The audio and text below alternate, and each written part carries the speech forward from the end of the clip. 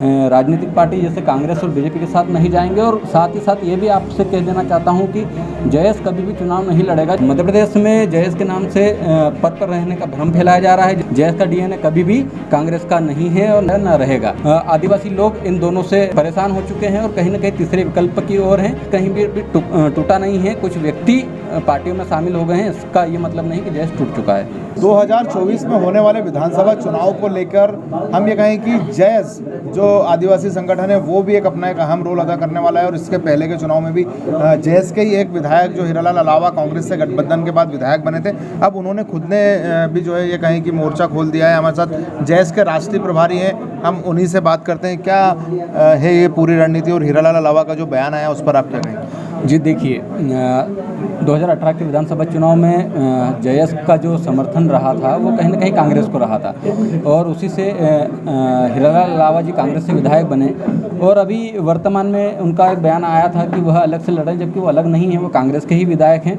हाँ, निश्चित तौर पे 2024 में अगर जयेश अगर हमारा संगठन चाहेगा तो हम लोग स्वतंत्र रूप से उतरेंगे। हम किसी राजनीतिक पार्टी जैसे कांग्रेस और बीजेपी के साथ नहीं जाएंगे और साथ ही साथ ये भी आपसे कह देना चाहता हूँ कि जयेश कभी भी चुनाव नहीं लड़ेगा। जयेश को अगर राजनीति में उतरना है तो उसके लिए वह विकल्प देगा। जयेश खुले रूप से चुनाव नहीं लड़ेगा। नहीं, मतलब हीरालाल अलावा जयेश में नहीं है ये आप कह रहे हैं, क्योंकि जयेश क्या प्रभारी? जी देखिए, हमारे जयेश का भी कुछ बायलॉज है। सभी संगठन के अपने अपने नियम होते हैं, कायदे कानून होते हैं और उसी के तहत हमारे जयेश में भी नियम है। उसमें स्पष्ट तौर पर हम लोगों ने लिखा है कि जो व्यक्ति राजनीतिक पार्टी की सदस्यता लेंगे या राजनीति करेंगे वह जैसे स्वतः निष्कासित हो जाएंगे।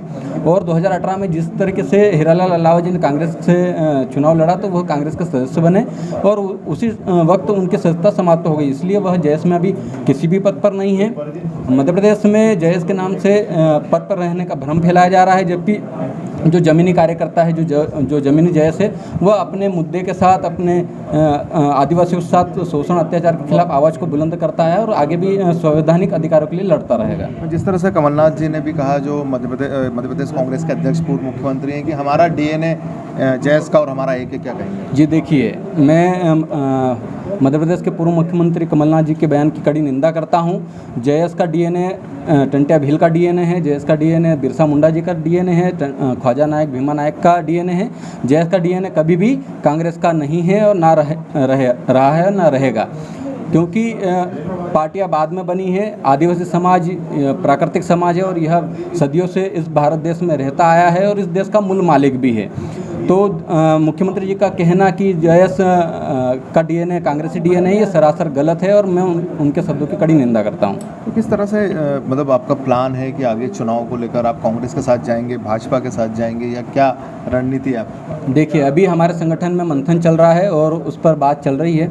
हम लोगों को पार्टी के साथ आदिवासी समाज का आप देख रहे होंगे कि पिछले कई सालों से, चाहे वो बीजेपी हो चाहे कांग्रेस हो, आदिवासियों का समर्थन उनको मिलता आया है। तभी हमारे क्षेत्रों से आदिवासी, चाहे वो भाजपा के विधायक हो चाहे कांग्रेस के विधायक हो, बनते आए हैं।